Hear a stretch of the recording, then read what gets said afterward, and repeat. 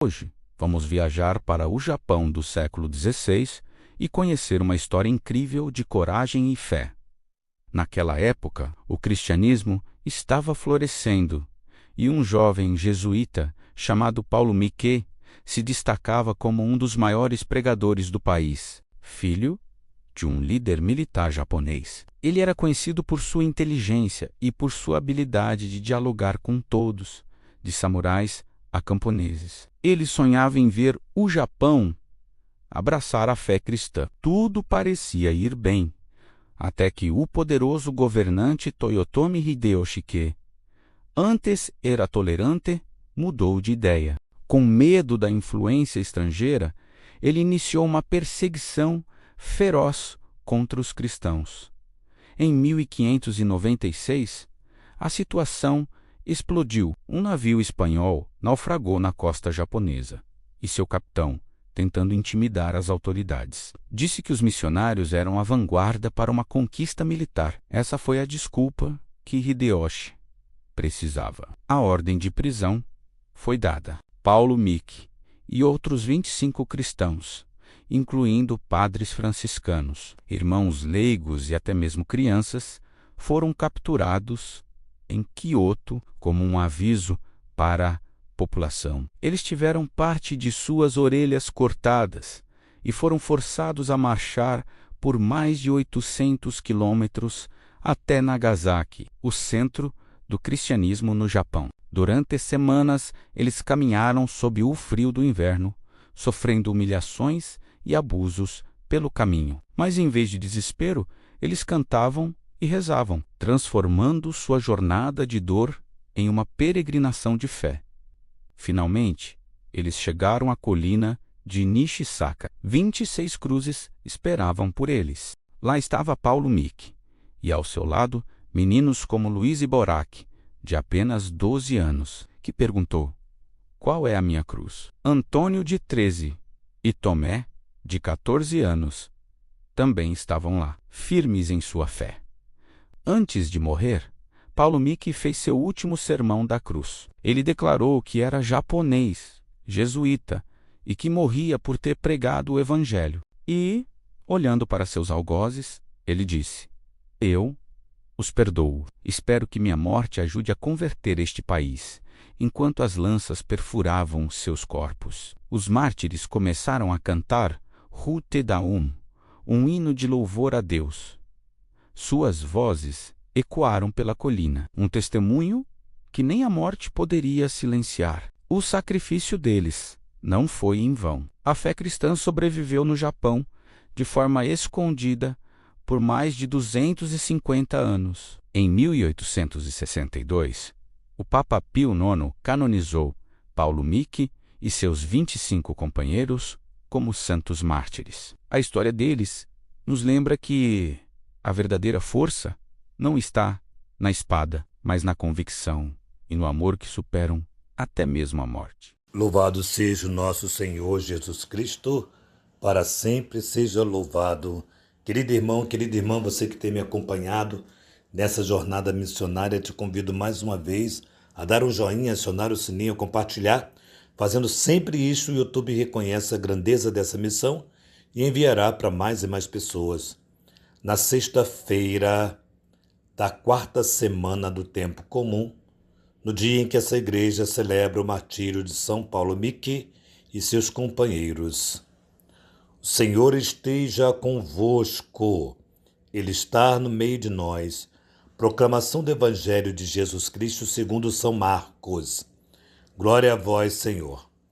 Naquele tempo, o rei Herodes ouviu falar de Jesus, cujo nome se tinha tomado muito conhecido. Alguns diziam: João Batista ressuscitou dos mortos e por isso os poderes agem neste homem. Outros diziam: é Elias. Outros ainda diziam: é um profeta como um dos profetas. Ouvindo isso, Herodes disse: ele é João Batista. Eu mandei cortar a cabeça dele, mas ele ressuscitou. Herodes tinha mandado prender João e colocá-lo acorrentado na prisão. Fez isso por causa de Herodíades, mulher de seu irmão Filipe, com quem se tinha casado. João dizia a Herodes: não te é permitido ficar com a mulher do teu irmão. Por isso Herodíades odiava e queria matá-lo, mas não podia. Com efeito, Herodes tinha medo de João, pois sabia que ele era justo e santo, e isto o protegia. Gostava de ouvi-lo, embora ficasse embaraçado quando o escutava. Finalmente chegou o dia oportuno. Era o aniversário de Herodes, e ele fez um grande banquete para os grandes da corte e os oficiais e os cidadãos importantes da Galileia. A filha de Herodíades entrou dançando, agradando a Herodes e seus convidados. Então o rei disse à moça: pede-me o que quiseres e eu te darei. E lhe jurou dizendo: eu darei qualquer coisa que me pedires, ainda que seja metade do meu reino. Ela saiu e perguntou à mãe: o que vou pedir? A mãe respondeu: a cabeça de João Batista. E voltando depressa para junto do rei, pediu: quero que me deis agora num prato a cabeça de João Batista. O rei ficou muito triste, mas não pôde recusar. Ele tinha feito o juramento diante dos convidados. Imediatamente o rei mandou que o soldado fosse buscar a cabeça de João. O soldado saiu, degolou na cadeia, trouxe a cabeça num prato e deu à moça, e ela entregou à sua mãe. Ao saber disso, os discípulos de João foram lá, levaram o cadáver e sepultaram. Palavra da salvação.